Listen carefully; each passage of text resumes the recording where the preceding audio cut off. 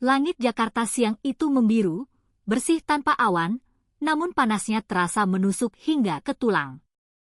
Matahari memantulkan cahaya tajam ke halaman markas Polres Jakarta Selatan yang tembok cat kremnya tampak berkilau kusam.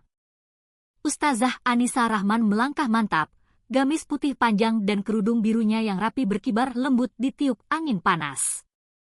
Map tebal berwarna merah yang ia dekap erat di dadanya seolah menjadi perisai dari terik yang membakar.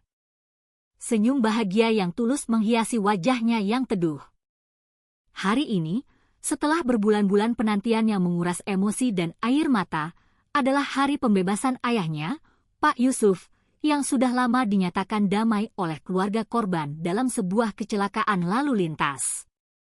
Suara klakson dari kemacetan di Jalan Wijaya dan deruk knalpot Metro Mini yang melintas hanya menjadi latar samar bagi tekadnya yang membaja.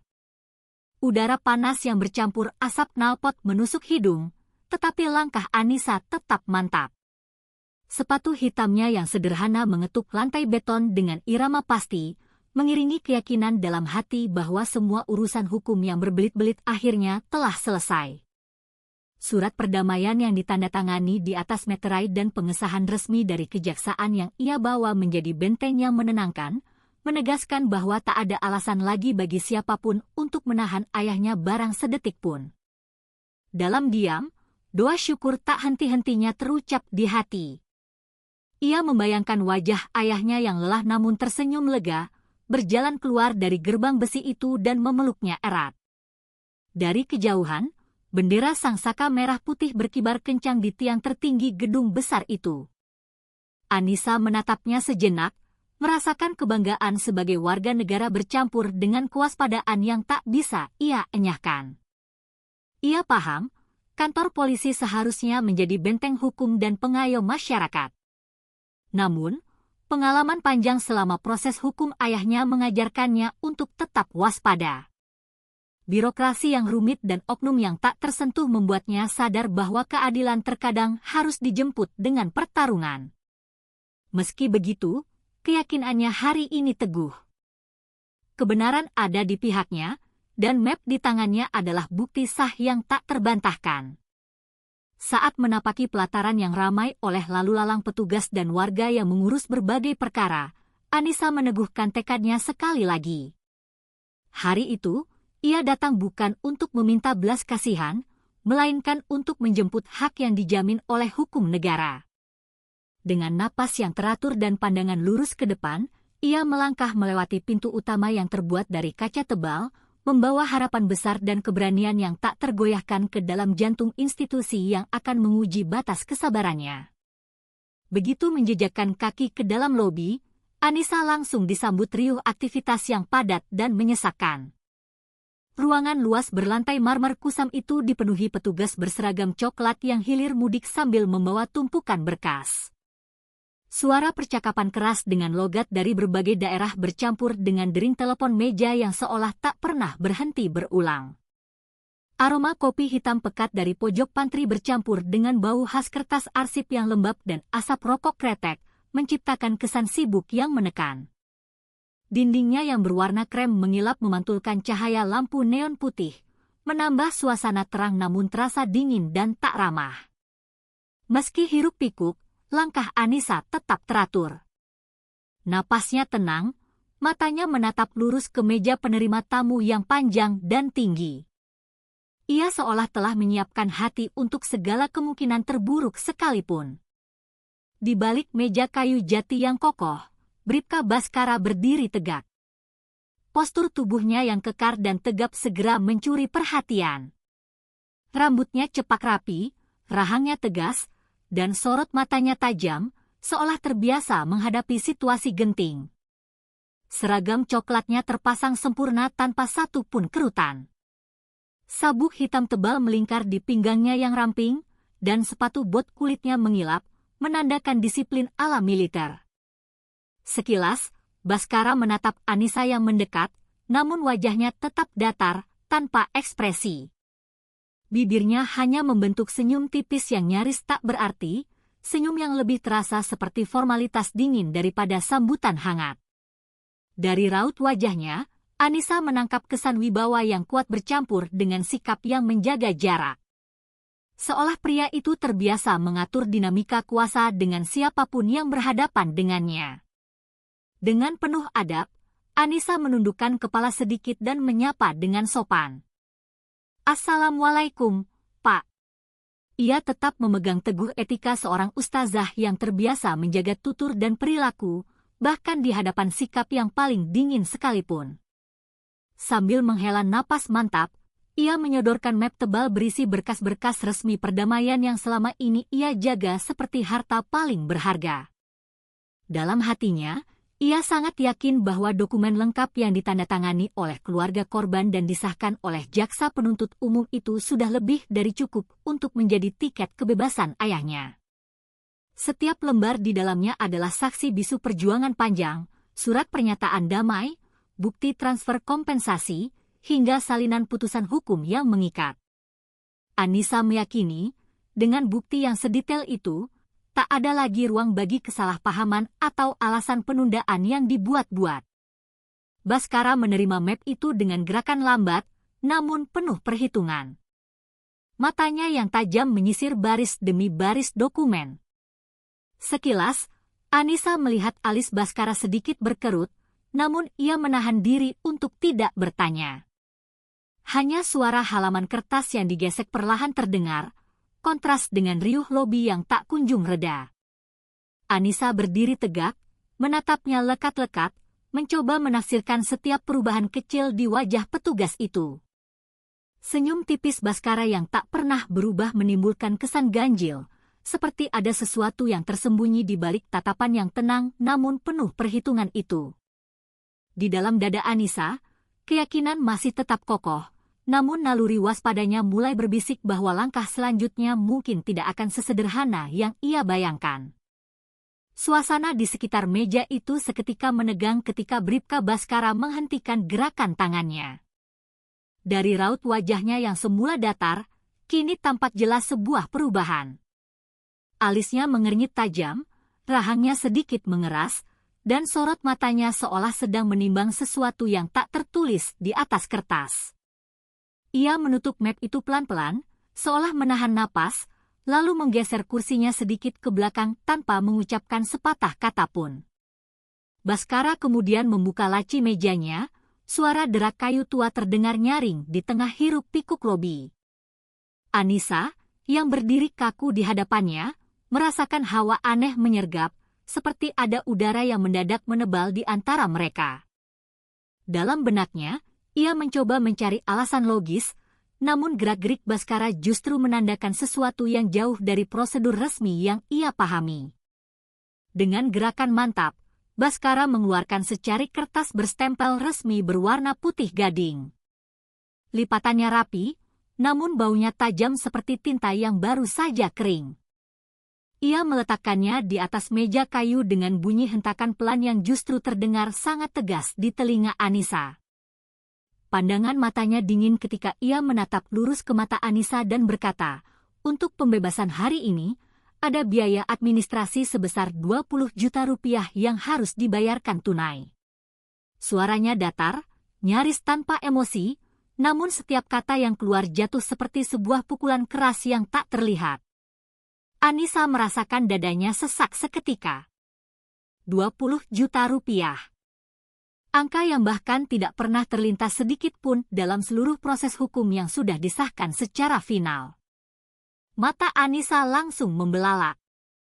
Seketika, rasa kaget, tidak percaya, dan kemarahan yang membara bercampur menjadi satu. Napasnya terasa tertahan di tenggorokan. Jantungnya berdegup kencang seiring darah yang terasa mendidih di sekujur tubuhnya. Ia menatap lekat-lekat kertas berstempel itu, berusaha memastikan dirinya tidak salah dengar atau salah lihat. Semua dokumen yang ia bawa, yang tersusun rapi di dalam map tebal itu, sudah menegaskan adanya perdamaian penuh dengan keluarga korban tanpa syarat tambahan apapun. Tanda tangan keluarga korban dan pengesahan dari pihak kejaksaan jelas tertera di setiap halaman. Dalam pikirannya, muncul satu pertanyaan tegas, dari mana datangnya tagihan sebesar ini? Tidak ada dasar hukum, tidak ada alasan administrasi yang masuk akal, hanya sebuah angka besar yang terasa seperti dipaksakan dengan sewenang-wenang. Suara riuh Lobby seolah memudar, tergantikan oleh gema kemarahan yang kini berkobar di dalam dadanya. Tatapan Anissa menajam, rahangnya mengeras, dan genggaman tangannya di sisi tubuhnya kian mengepal. Setiap naluri keadilannya berteriak menolak permainan kotor yang kini tersaji terang-terangan di hadapannya. Anissa tahu, ini bukan sekadar kesalahpahaman administrasi. Ini adalah pemerasan, pungutan liar yang dilakukan secara terbuka. Sebuah perampasan hak dengan kedok prosedur resmi. Dengan napas yang diatur perlahan, ia menahan diri untuk tidak langsung meledak. Tetapi tekad di matanya sudah sangat jelas. Ia tidak akan tinggal diam, apapun konsekuensinya.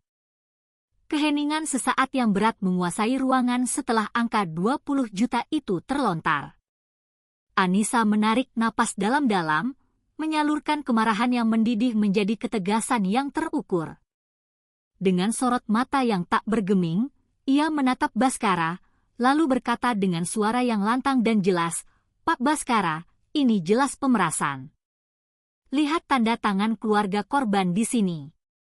Mereka sudah memaafkan dan menutup perkara secara penuh.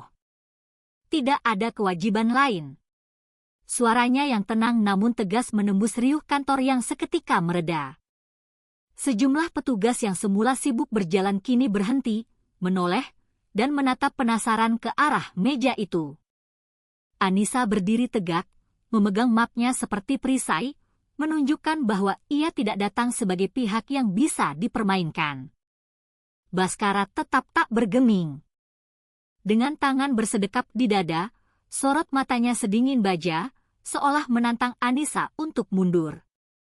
Raut wajahnya tetap datar, namun mengandung tekanan yang kuat. Bibirnya hanya bergerak sedikit, membentuk seringai tipis yang mengejek. Udara di ruangan seakan menebal. Setiap orang yang hadir bisa merasakan percikan ketegangan yang siap meledak kapan saja. Anissa merasakan jantungnya berdebar semakin cepat, namun tekadnya tak goyah sedikit pun. Semua perjuangan yang telah ia lalui bersama keluarganya, berbulan-bulan menghadiri sidang, kesabaran menghadapi birokrasi yang berbelit-belit, semua itu terbayang kembali dalam benaknya dan menjadi bahan bakar untuk keberanian yang kini siap meledak. Saat Baskara dengan sengaja menyodorkan kembali kertas tagihan yang tertera angka besar itu ke hadapannya, Anissa merasakan kesabarannya telah mencapai batas. Amarah yang selama ini ia tahan dengan susah payah pun pecah. Dengan gerakan yang mantap dan tanpa ragu sedikit pun, ia meraih kertas itu dan merobeknya tepat di hadapan semua orang. Suara koyakan kertas terdengar begitu jelas, menggema di ruangan yang mendadak senyap. Potongan-potongan kertas putih berstempel resmi itu berterbangan dan jatuh ke lantai seperti salju yang mengejutkan. Seluruh ruangan terdiam. Mata para petugas yang semula menunduk kini tertuju penuh ke arah Anissa. Beberapa orang bahkan terperangah, seolah tidak percaya ada seorang warga sipil, seorang perempuan berkerudung, yang berani menantang aparat di jantung kekuasaan mereka. Keheningan itu diisi oleh tatapan penuh perhitungan dari Baskara, yang kini memancarkan kemarahan yang tertahan. Anissa berdiri tegak, dadanya naik turun menahan emosi. Genggaman tangannya masih terasa sisa kekuatan dari robekan tadi. Dalam hati, ia berdoa singkat agar keberaniannya menjadi pembuka jalan bagi kebenaran. Tidak ada lagi jalan mundur. Tindakan itu sudah menjadi pernyataan perang terhadap ketidakadilan yang selama ini mengungkung keluarganya. Dengan suara yang tetap mantap meski penuh emosi, ia menegaskan, "Saya tidak akan membayar sepeser pun. Semua sudah sah secara hukum, dan semua ini akan saya catat." Kalimat itu menutup suasana yang memanas, meninggalkan ruangan dalam diam tegang yang menunggu ledakan berikutnya. Tanpa sedikit pun gentar, Anissa merogoh saku gamisnya dan mengeluarkan ponsel pintarnya. Gerakannya cepat dan tegas, seolah sudah dipersiapkan sejak awal. Dengan satu sentuhan mantap, tombol rekam video ia tekan.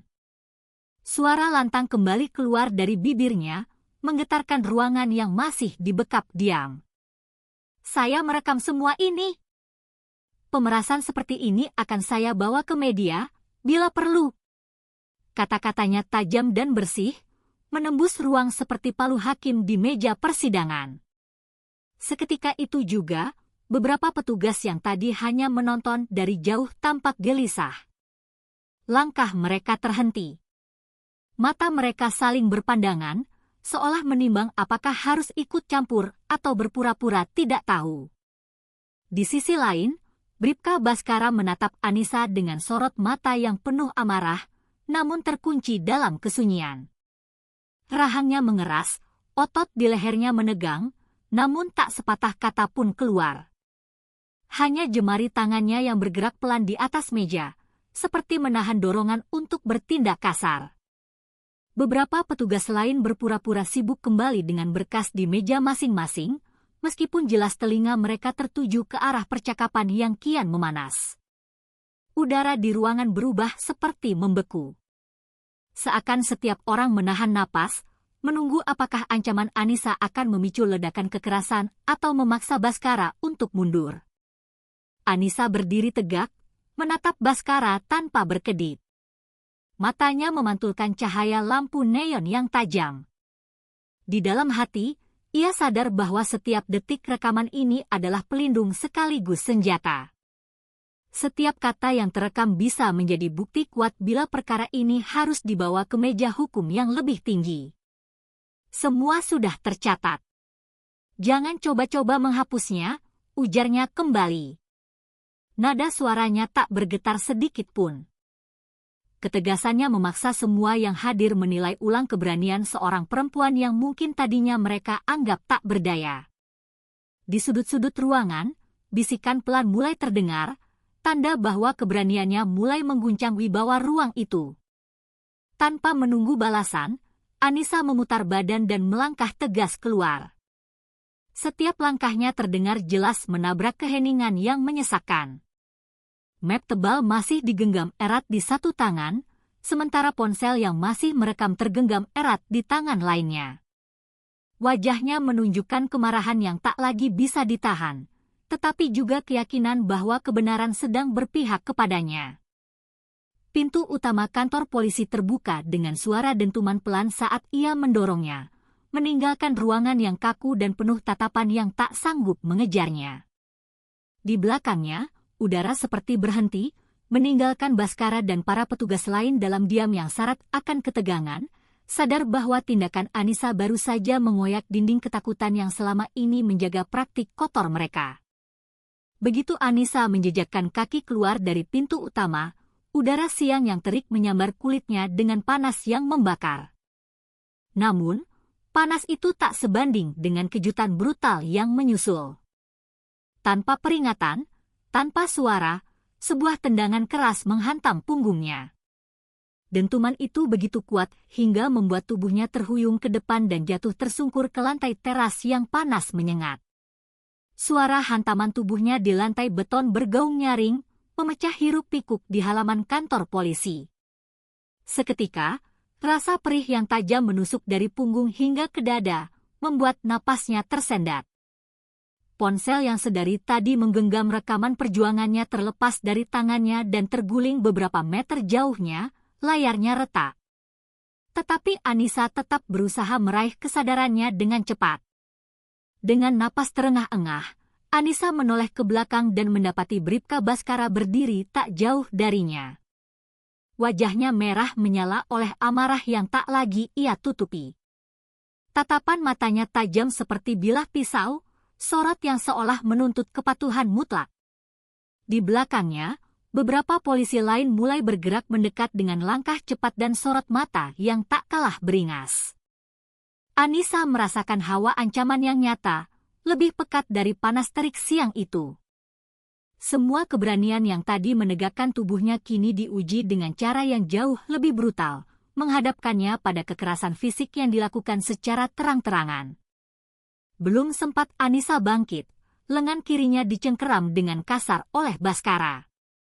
Cengkeraman itu diikuti oleh cengkeraman lain yang datang dari rekan-rekannya. Sentakan itu begitu kasar hingga hampir mematahkan keseimbangannya yang masih goyah. Tubuhnya diangkat paksa dari lantai teras seperti barang sitaan yang tak bernilai, bukan seorang warga negara yang sedang menuntut haknya. Anissa merasakan kedua kakinya tak lagi menyentuh tanah dengan kokoh, melayang seiring langkah kasar para polisi yang mengharaknya. Ia mendengar suara tawa kecil yang sinis dan menusuk telinga, sebuah penghinaan yang disengaja untuk menegaskan dominasi kekuasaan mereka. Di sekelilingnya, halaman kantor polisi yang semula ramai dengan lalu lalang mendadak terhenti. Semua mata tertuju pada pemandangan itu. Beberapa warga dan pengunjung menutup mulutnya karena kaget. Sebagian lain secara refleks mengangkat ponsel hendak merekam, namun langsung menurunkannya kembali saat melihat sorot mata tajam aparat lain yang berjaga di sekitar. Anissa hanya bisa menggenggam udara, menahan perih di punggung dan lengan yang dicekal. Namun tatapannya tetap menyala dengan perlawanan batin yang tak bisa dipadamkan. Meski tubuhnya diperlakukan seperti benda tak berharga, dalam hati ia bertekad, kebenaran yang sudah ia nyalakan tidak akan padam hanya karena kekerasan di siang bolong. Terik matahari semakin memantulkan panas di halaman kantor polisi ketika iringan paksa itu menjadi tontonan terbuka. Anissa, yang digiring dengan kedua lengannya dicengkeram erat, menjadi pusat perhatian puluhan pasang mata. Suara langkah para polisi yang menyeretnya terdengar keras di antara teriakan kecil dan bisik-bisik warga yang mulai bermunculan.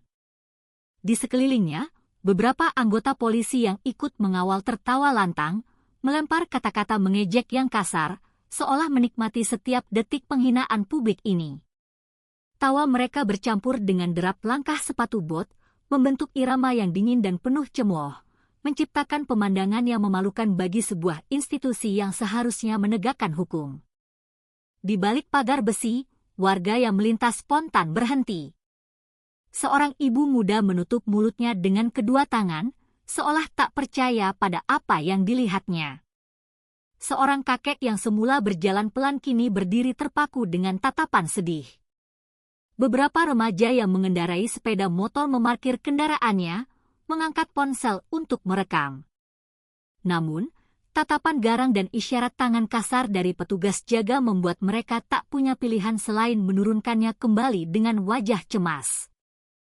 Ketakutan yang ditanamkan oleh aparat begitu terasa, membuat orang-orang memilih mundur meski hati mereka menolak ketidakadilan yang sedang dipertontonkan. Di tengah situasi itu, Anissa, meski kesakitan, berhasil meraih kembali ponselnya yang tergeletak. Ia menggenggamnya sekuat tenaga meski tubuhnya terus didorong dan ditarik. Sakit di punggung dan lengan yang dicengkeram tak mampu menghapus keyakinan bahwa rekaman video yang secara otomatis telah diunggah ke penyimpanan awan adalah senjata kebenaran yang tak bisa disita. Tatapannya tetap tajam, menembus kerumunan, menyampaikan pesan diam, meski tubuhnya dipermainkan, suara dan bukti yang ia kumpulkan tidak akan pernah padam. Perlawanan itu bukan lagi sekadar sikap, melainkan sebuah pernyataan bahwa kebenaran tidak akan tumbang hanya karena kekerasan dan teror. Sorak-sorai polisi yang mengejek terdengar semakin lantang. Namun, di balik pagar, raut wajah warga menampakkan perasaan yang berlawanan, iba, prihatin, dan marah. Seorang bapak paruh baya berbisik kepada temannya, ini sudah keterlaluan. Seorang remaja menatap ponsel di tangannya dengan gelisah, berusaha merekam kembali dengan gerakan sembunyi-sembunyi. Anissa merasakan tatapan-tatapan itu seperti dukungan yang tak terucap, sebuah simpati senyap yang meneguhkan tekadnya untuk tidak tunduk. Di balik cengkeraman tangan aparat dan terik siang yang menyesakan, Anissa berdiri sebagai simbol perlawanan yang menolak untuk dibungkam. Setelah diarak melewati lorong-lorong panjang yang remang, Anissa akhirnya didorong ke sebuah ruangan sempit yang redup. Lampu neon tua di langit-langit berkedip-kedip, menebarkan cahaya pucat yang membuat bayangan di dinding tampak bergerak-gerak seperti hantu. Bau rokok yang menusuk bercampur dengan aroma cat dinding yang mengelupas dan lembab, menghadirkan suasana yang begitu menyesakan. ruangan itu hampir kosong, hanya ada sebuah meja kayu tua yang penuh goresan dan 2 kursi besi yang saling berhadapan. Anissa merasakan hawa dingin yang kontras dengan panasnya siang di luar, seolah ia memasuki sebuah ruang yang sengaja diciptakan untuk mengintimidasi. Di seberang meja, Bribka Baskara duduk dengan punggung tegak dan tatapan yang tak kalah dingin dari ruangan itu. Tangan besarnya terlipat di atas meja, jari-jarinya mengetuk pelan, seolah setiap ketukan adalah sebuah ancaman. Wajahnya tampak lebih keras daripada di lobi tadi. Sorot matanya menajam seperti predator yang siap menerkam. Kamu pikir media akan menolongmu? Banyak yang sudah kami atur, ucapnya pelan namun berat. Setiap kata jatuh seperti batu yang menghantam lantai, suaranya memecah keheningan, menegaskan bahwa kekuatan yang mendukungnya jauh melampaui gedung ini. Anissa duduk tegak, menahan setiap dorongan emosi yang ingin meledak.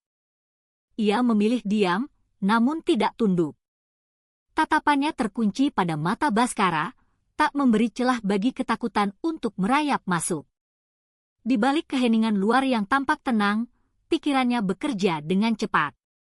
Ia menimbang kata-kata Baskara yang syarat kesombongan dan ancaman, dan menangkap sebuah isyarat yang lebih dalam. Ini bukan lagi persoalan pungli kecil yang bisa selesai dengan sebuah laporan. Ada jaringan yang lebih besar di belakangnya, sebuah sistem gelap yang dengan berani menyatakan diri kebal dari sorotan media dan hukum.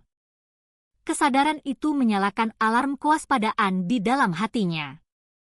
Meski bayangan kekuatan besar itu menekan, Anissa menolak untuk goyah. Ia menata napasnya, menguatkan diri bahwa setiap detik yang ia lalui di ruangan itu adalah ujian bagi kebenaran yang sedang ia perjuangkan. Ponselnya mungkin sudah tak lagi ada di tangannya, namun ia yakin rekamannya sudah aman di penyimpanan awan, sebuah senjata yang tak bisa dihancurkan hanya dengan ancaman. Dalam batinnya, ia berjanji untuk tetap setia pada misi yang kini terasa lebih besar dari sekadar membebaskan ayahnya. Anissa kini mengerti dengan jelas, ia sedang berhadapan dengan wajah nyata sebuah konspirasi yang jauh melampaui pungli biasa, dan ia tidak akan pernah mundur. Ketegangan yang menggantung pecah ketika Baskara mendadak menyambar map tebal milik Anissa dan melemparkannya ke lantai dengan gerakan kasar. Suara map yang jatuh terdengar keras di ruangan sempit itu, memantul ke dinding yang catnya mengelupas. Lembar-lembar kertas penting berhamburan, sebagian melayang seperti daun kering, sebagian jatuh menumpuk tak beraturan. Kertas-kertas yang selama ini Anissa jaga seperti nyawa, kini terinjak oleh sepatu bot para petugas yang bergerak tanpa peduli.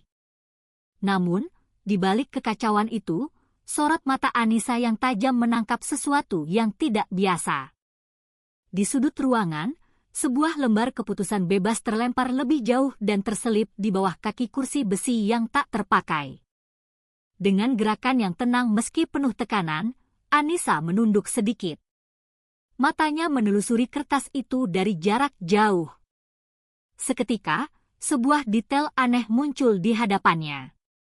Tanda tangan jaksa yang tercetak di lembar fisik itu tampak goyah.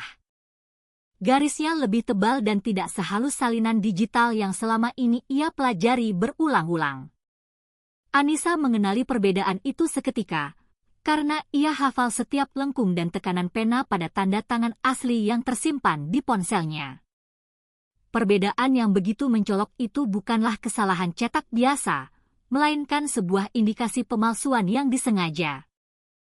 Pikiran Anissa berpacu. Semua kepingan ingatan tentang proses hukum ayahnya kembali seperti kilatan cahaya. Pengacara yang tiba-tiba menghilang tanpa jejak, jaksa yang mendadak dipindah tugas ke luar pulau, sidang yang berulang kali ditunda tanpa alasan yang jelas. Kini, potongan-potongan misteri itu mulai membentuk sebuah pola yang menakutkan. Dokumen yang ia bawa, yang seharusnya menjadi tameng hukum paling kuat, rupanya telah disabotase sejak awal. Kesimpulan itu membuat jantungnya berdegup kencang, bukan karena takut, tetapi karena kesadaran baru yang jauh lebih serius. ini bukan lagi persoalan pungli atau administrasi. Ini adalah konspirasi yang dalam dan sistematis. Dengan rahang mengeras, Anissa menegakkan punggungnya dan menatap Bhaskara dengan tajam. Walau Bhaskara mungkin mengira teror fisik akan melemahkan semangatnya, yang terjadi justru sebaliknya. Anissa kini memiliki petunjuk penting, sebuah bukti bahwa ayahnya mungkin tidak sekedar korban kecelakaan lalu lintas biasa, tetapi bagian dari sebuah rencana besar untuk membungkam seseorang yang tahu terlalu banyak tentang rahasia gelap kekuasaan. Di tengah bau rokok yang masih pekat, Anissa merasakan gelombang keberanian baru. Ia sadar, meski ia sendirian di ruangan itu, kebenaran yang baru saja ditemukannya telah mengubah seluruh peta pertempuran. Kilatan ingatan yang terpendam lama menyeruak kuat di benak Anissa, seolah potongan-potongan peristiwa masa lalu diputar ulang dengan kecepatan penuh. Ia teringat hari ketika ayahnya, Pak Yusuf, seorang sopir angkutan barang yang terkenal jujur, tak sengaja menabrak sebuah mobil mewah milik seorang pejabat penting daerah. Peristiwa itu seharusnya menjadi kecelakaan lalu lintas biasa. Bahkan, keluarga korban sudah menyatakan damai dan menolak proses pidana. Namun, sejak hari pertama sidang, Anissa telah merasakan ada sesuatu yang tidak wajar. Surat-surat resmi yang seharusnya mudah keluar seringkali tertunda tanpa alasan yang jelas. Setiap kali keluarga menanyakan perkembangan kasus, jawaban aparat selalu berputar-putar tanpa kepastian. Ingatan itu semakin tajam ketika Anissa menghubungkan fakta lama dengan apa yang baru saja ditemukannya, jaksa yang mendadak dipindahkan keluar kota pada pekan krusial, pengacara yang menghilang tanpa kabar setelah menerima telepon misterius, dan petugas administrasi yang selalu memberikan alasan teknis yang tak masuk akal. Saat itu, Anissa sempat menduga semua itu hanya sekadar ketidakteraturan birokrasi. Tetapi kini, pola itu terlihat seperti sebuah jaringan terstruktur yang sengaja menutup jalan keadilan. Semua kejanggalan itu tidak lagi tampak sebagai kebetulan. Setiap langkah seperti sudah diatur agar ayahnya tetap berada di balik jeruji besi, jauh dari sorotan publik. Kesadaran itu menghantam Anissa seperti gelombang besar. Ini bukan perkara kecelakaan, melainkan konspirasi yang rapi. Dia teringat laporan media lama tentang pejabat daerah yang diam-diam mengendalikan bisnis gelap, proyek fiktif, dan pemerasan anggaran. Nama-nama yang dulu terasa jauh kini muncul jelas di benaknya, dan benang merah yang menghubungkan semuanya mulai terlihat. Oknum kepolisian, jaksa bayangan, dan pengacara yang menghilang tampak menjadi bagian dari lingkaran kekuasaan yang lebih luas, bekerja diam-diam demi melindungi kepentingan politik dan uang. Apa yang terjadi pada ayahnya bukanlah nasib sial. Itu adalah sebuah rencana yang dilaksanakan dengan ketelitian yang mengerikan. Di tengah kesadaran pahit itu, Anissa merasakan amarah bercampur tekad yang membara. Peristiwa yang selama ini ia anggap sebagai cobaan takdir kini menjelma menjadi peta besar permainan kekuasaan. Ayahnya bukan sekedar korban kecelakaan, tetapi mungkin seorang saksi kunci yang bisa membongkar rahasia besar di balik wajah bersih seorang pejabat penting. Anissa menatap tajam ke arah Bhaskara, menyadari bahwa orang yang duduk di depannya hanyalah pintu masuk ke sarang yang jauh lebih dalam dan berbahaya. Dalam hati, ia berikrar bahwa meski jalan di depan penuh ancaman, kebenaran yang terungkap hari ini tidak akan ia biarkan terkubur kembali. Di luar ruangan interogasi yang pengap itu, dunia digital diam-diam bergerak dengan kecepatan cahaya. Rekaman video yang Anissa buat sejak awal konfrontasi, dari detik pertama ia menolak pungli hingga percakapan di lobi kantor polisi, secara otomatis terunggah ke penyimpanan awan dan platform media sosial melalui fitur unggahan instan yang ia aktifkan. Dalam hitungan menit, video berdurasi beberapa menit itu mulai dibagikan ulang oleh akun-akun masyarakat yang peduli pada keadilan. Komentar dan tanda seru membanjiri lini massa. Warganet berbondong-bondong menyebarkan cuplikan yang menampilkan Bribka Bhaskara menagih uang dan sikap berani Anissa yang merobek kertas tagihan. Algoritma media sosial bergerak lebih cepat daripada rencana siapapun di ruangan itu. Tak sampai 1 jam, tagar "Bebaskan Ayah Anissa" menggema di berbagai platform, dari X dan Instagram hingga grup-grup WhatsApp keluarga. Warga yang awalnya hanya menatap dari balik pagar kini ikut bersuara di dunia maya, menuliskan kesaksian singkat dan mengunggah potongan rekaman mereka sendiri yang sempat diambil diam-diam. Para jurnalis yang biasa memantau isu-isu pelanggaran aparat segera mencium berita besar. Redaksi media nasional mengirim reporter ke Polres Jakarta Selatan, tempat Anissa ditahan, sementara aktivis HAM dan pengacara publik mulai saling menghubungi untuk mengoordinasikan langkah hukum. Gelombang solidaritas itu tumbuh menjadi tekanan publik yang nyata, menggeser percakapan nasional ke arah tuntutan transparansi dan keadilan. Namun, di dalam kantor polisi, Bribka Baskara dan rekan-rekannya tampak jauh dari panik. Mereka berbicara dengan suara rendah namun mantap, sesekali melirik ponsel pribadi yang terus bergetar oleh notifikasi. Wajah-wajah mereka tidak menunjukkan ketakutan, justru memancarkan kesan bahwa mereka telah menyiapkan rencana cadangan yang jauh lebih dalam. Anissa, yang duduk diam, mengamati perubahan kecil itu. Telepon yang hanya dijawab dengan kode singkat, tatapan antar petugas yang syarat makna, dan perintah-perintah singkat yang tidak dimengerti orang luar. Semua tanda itu menunjukkan bahwa tekanan publik dari dunia luar tidak membuat mereka gentar, justru memicu langkah rahasia berikutnya. Anissa menyadari bahwa pertarungan yang ia picu telah keluar dari kendali semula. Kebenaran memang sudah beredar luas, tetapi lawan yang dihadapinya bukan aparat biasa. Ia menghadapi sebuah jaringan yang memiliki akses dan pengaruh hingga ke ruang-ruang keputusan yang sulit dijangkau. Kesadaran itu tidak membuatnya gentar, tetapi meneguhkan tekad bahwa ia harus lebih cermat dan kuat. Rekaman yang telah menyebar adalah pelindung sekaligus panggilan perang, bukti bahwa kebenaran tak lagi bisa dibungkam, namun juga tantangan bagi mereka yang merasa kebal hukum untuk mengeluarkan strategi yang lebih kejam dan terencana. Di tengah hiruk-pikuk berita yang kian meledak di dunia maya, sebuah kabar yang lebih mencengangkan menembus dinding ruang interogasi.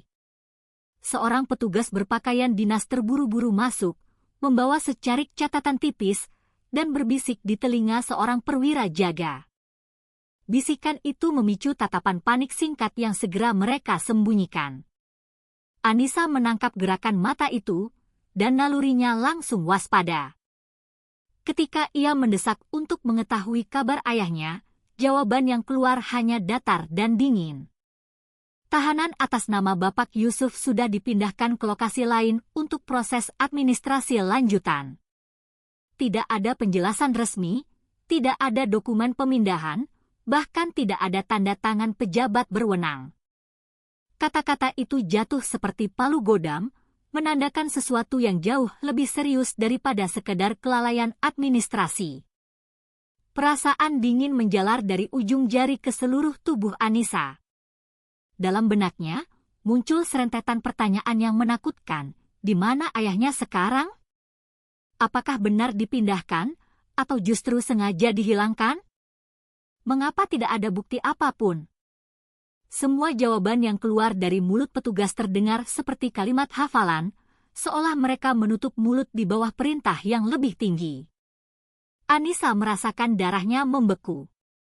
Bukan hanya karena cemas, tetapi karena naluri yang berbisik bahwa sesuatu yang jauh lebih gelap sedang berlangsung. Setiap detik yang lewat tanpa informasi terasa seperti pisau yang mengiris keyakinan bahwa ayahnya masih aman. Di kepalanya, potongan-potongan fakta yang ia kumpulkan selama ini mulai membentuk pola yang menakutkan. Pemalsuan tanda tangan jaksa, pengacara yang menghilang, dan ancaman Baskara tentang media yang sudah mereka atur, semua itu kini seperti benang yang terjalin ke dalam satu rencana besar, menyingkirkan ayahnya agar rahasia besar tetap terkubur. Anissa teringat kembali nama pejabat penting yang mobilnya ditabrak, laporan korupsi yang tak pernah diusut, dan jaringan kepolisian yang tak gentar menghadapi sorotan publik. Semua itu mengarah pada satu kesimpulan tunggal, pemindahan ayahnya bukan prosedur, melainkan operasi senyap yang telah disiapkan jauh sebelum hari ini. Meski rasa takut mencengkeram, api perlawanan dalam diri Anissa justru berkobar lebih kuat. Ia menatap tegas para petugas yang berusaha menghindari pandangan matanya, seolah menembus lapisan kebohongan yang mereka bangun. Dalam hatinya, ia bersumpah, kebenaran tidak akan berhenti di pintu kantor polisi ini. Anissa menyadari bahwa pencarian ayahnya kini bukan lagi sekadar upaya keluarga, melainkan pertarungan melawan jaringan kekuasaan yang berani menghapus jejak manusia demi menutupi aib politik.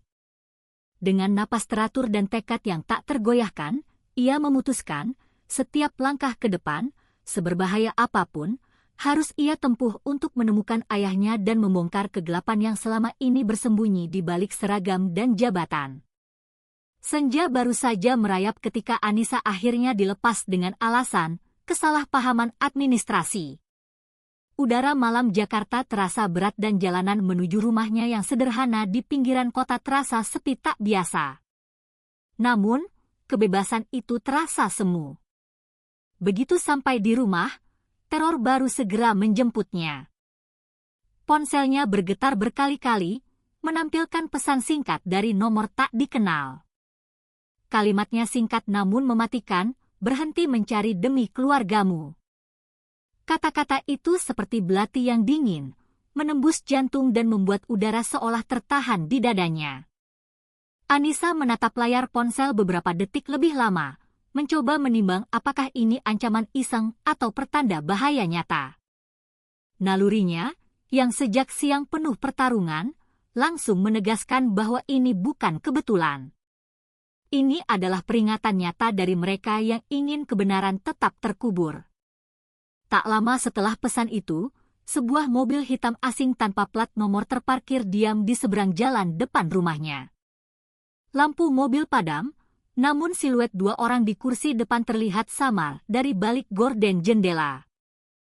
Kendaraan itu tak bergerak, tak membunyikan klakson, hanya diam seperti sepasang mata yang terus mengawasi. Anissa merasakan hawa dingin menyusup di balik pintu rumahnya yang tertutup rapat. Setiap bunyi kecil, detik jam dinding, desir angin di jendela, terasa seperti langkah kaki yang mendekat. Ponselnya kembali bergetar. Kali ini dering panggilan dari nomor tak dikenal, berulang-ulang tanpa meninggalkan pesan suara. Lingkaran ancaman itu kini bukan sekadar kata-kata, melainkan pengepungan psikologis yang nyata. Puncak keguncangan datang ketika kabar duka mendadak sampai ke telinganya. Seorang aktivis HAM yang sejak siang berjanji akan menemuinya dan memberikan bantuan hukum, dilaporkan mengalami kecelakaan misterius di sebuah perempatan sepi di pusat kota.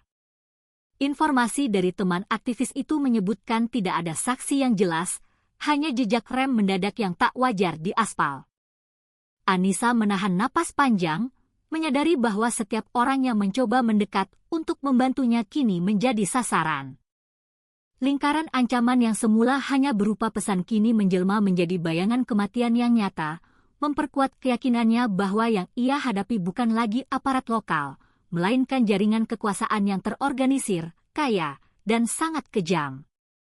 Meski tekanan demi tekanan datang silih berganti, Anissa menolak untuk terpuruk. Ketakutan yang mencoba merayap justru ia ubah menjadi kekuatan batin. Ia menyalakan semua lampu di seluruh ruangan. Ia membuka kembali laptopnya, memeriksa rekaman dan dokumen digital, memastikan bahwa semua bukti telah tersebar ke banyak tempat yang aman. Dalam benaknya, ia menegaskan bahwa ini bukan lagi sekadar perjuangan membebaskan ayahnya, melainkan pertarungan melawan sebuah mafia politik ekonomi yang menancapkan pengaruhnya hingga ke lembaga hukum tertinggi. Dengan tatapan tajam menembus gelap malam, Anissa berjanji pada dirinya sendiri, ancaman, teror, bahkan kematian, tak akan memadamkan api kebenaran yang telah ia nyalakan. Di tengah malam yang sunyi, Anissa menatap layar laptopnya dengan sorot mata yang tak berkedip, menelusuri kembali setiap foto dokumen yang sempat ia abadikan sebelum mapnya dirampas. Dalam salah satu potongan halaman keputusan yang tampak tak penting, matanya tertumbuk pada sebuah detail yang selama ini luput dari perhatiannya, Inisial Pak tercetak samar di bagian catatan khusus. Hatinya bergetar. Ia mengenali inisial itu sebagai milik Pramono Adiwijaya, seorang anggota Dewan Perwakilan Rakyat yang selama ini dielulukan publik sebagai simbol kebersihan dan integritas politik. Nama itu selama ini identik dengan program anti korupsi dan pidato-pidato moral yang berapi-api. Namun, kehadirannya di dokumen kasus ayahnya menyalakan alarm bahaya yang tak bisa diabaikan. Keingintahuan yang membuncah mendorong Anissa untuk menghubungi seorang jurnalis senior bernama Bayu Pratama, yang selama ini dikenal memantau isu politik tingkat nasional. Melalui percakapan singkat namun intens via telepon terenkripsi, Bayu mengungkapkan fakta yang jauh lebih kelam. Pramono Adiwijaya, selama bertahun-tahun, diduga kuat terlibat dalam jaringan bisnis gelap dari penyelundupan logistik, pengaturan proyek infrastruktur fiktif, hingga pencucian uang bernilai triliunan rupiah. Lebih mengejutkan lagi, Pak diduga memiliki hubungan rahasia dengan sejumlah petinggi kepolisian, termasuk beberapa nama yang belakangan dikaitkan dengan kasus pemerasan dan pembunuhan saksi kunci. Keterlibatan Pak bukan sekadar rumor. Bayu menegaskan bahwa ia sendiri sudah lama mengumpulkan data, namun ancaman yang mengitarinya membuat banyak bukti tak pernah bisa dipublikasikan. Semua potongan itu kini terhubung dengan peristiwa kecelakaan yang menjerat ayah Anissa. Ia teringat jelas bagaimana ayahnya dulu bercerita bahwa mobil yang ditabraknya tampak sangat mewah dan dijaga ketat, meskipun terlihat seperti kendaraan sipil biasa. Kini Anissa paham, mobil itu kemungkinan besar milik keluarga atau kroni Pramono Adiwijaya. Sebuah kebetulan yang ternyata fatal. Ayahnya yang tak sengaja menabrak mungkin tanpa sadar menyaksikan atau mendengar sesuatu yang dapat mengungkap rahasia transaksi kriminal besar. Itulah sebabnya proses hukum ayahnya penuh kejanggalan. Jaksa dipindahkan mendadak, pengacara menghilang, dan kini ayahnya sendiri dihilangkan tanpa jejak. Semua mengarah pada satu kesimpulan, penahanan itu bukan hukuman atas kecelakaan, melainkan langkah strategis untuk membungkam seorang saksi kunci. Kesadaran itu menyalakan api perlawanan yang lebih besar dalam dada Anissa. Kini ia mengerti bahwa perjuangannya telah menembus batas lokal, memasuki arena yang langsung bersinggungan dengan pusat kekuasaan nasional. Ini bukan lagi sekadar melawan pungli atau aparat nakal, tetapi menghadapi figur politik berpengaruh yang memiliki akses luas ke lembaga hukum dan keamanan negara. Anissa menatap layar yang masih menampilkan foto inisial Pak dengan rahang mengeras. Di balik huruf-huruf itu, ia melihat wajah kekuasaan yang licin, penuh topeng kesucian, namun menyimpan kegelapan yang mengancam banyak nyawa. Dalam hati ia bersumpah, meski lawannya kini jauh lebih besar dan berbahaya, kebenaran yang telah terungkap tidak akan ia biarkan kembali terkubur. Menjelang larut malam, ketika kota mulai sepi dan hanya suara angin malam yang terdengar, sebuah ketukan pelan terdengar di pintu depan rumah Anissa. Tidak ada bayangan orang, hanya sebuah kotak kecil berwarna coklat yang diletakkan rapi di teras. Kotak itu tanpa alamat pengirim, hanya ditempeli segelak merah yang masih utuh. Anissa menunduk, jemarinya bergetar ketika menyentuh permukaan karton yang dingin itu. Instingnya menjerit bahwa isi paket ini menyimpan jawaban sekaligus ancaman baru. Dengan hati-hati, ia membawa kotak itu ke dalam, menutup pintu, dan mengunci setiap slot, seolah melindungi dirinya dari dunia luar yang semakin tak bisa ditebak. Di dalam kotak, sebuah flash disk hitam mungil terbaring di samping selembar kertas putih polos. Tulisan di kertas itu ringkas, namun setiap hurufnya menancap dalam, "Temui kami sebelum tengah malam." Kebenaran ada di sini. Anissa menatapnya lama. Jantungnya berdetak semakin keras. Di satu sisi, pesan itu adalah undangan menuju jawaban yang selama ini dicarinya. Di sisi lain, itu bisa menjadi jerat yang dipasang oleh musuh yang lebih besar. Waktu yang disebutkan, sebelum tengah malam, menandakan bahwa keputusan harus diambil segera, tanpa ruang panjang untuk berpikir. Anissa menelan ludah, kemudian menancapkan flash disk itu ke laptopnya, bersiap menanggung apapun yang akan muncul. Layar laptop yang menyala menampilkan rekaman CCTV dengan resolusi tinggi. Pandangan pertama langsung membuat Anissa menahan napas. Ayahnya, Pak Yusuf, duduk di kursi besi, tangan terikat dengan tali nilon. Wajahnya terlihat letih, namun matanya masih menatap tegas ke arah kamera. Di sekelilingnya, berdiri beberapa pria berjas gelap, wajah mereka sebagian tertutup bayangan lampu yang dipasang rendah. Di antara mereka, siluet seorang pria tampak sangat familiar, Pramono Adiwijaya, sang anggota dewan yang selama ini menampilkan citra bersih.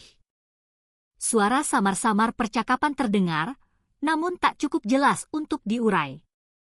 Anissa mencondongkan tubuh, matanya fokus penuh pada layar, menanti detik ketika wajah dalang utama itu akan terlihat jelas. Tepat pada saat bayangan di rekaman itu bergeser dan wajah Pramono Adiwijaya mulai memasuki cahaya, layar mendadak gelap total. Lampu-lampu di rumah Anissa serentak padam, meninggalkan kegelapan pekat yang menelan setiap sudut ruangan. Dari luar, deru mesin mobil mendekat dengan cepat. Lampu depannya menembus celah gorden seperti mata raksasa yang sedang mengintai. Anissa merasakan detak jantungnya berpacu seirama dengan suara mesin yang semakin keras. Pertanyaan besar pun menggantung di udara tebal malam itu. Apakah ini kesempatan terakhir untuk menyelamatkan ayahnya dan membongkar jaringan konspirasi, atau awal dari jerat yang akan menelan dirinya ke dalam permainan kekuasaan yang jauh lebih mematikan? Cerita berakhir di tepi jurang ketegangan, meninggalkan pintu misteri terbuka lebar,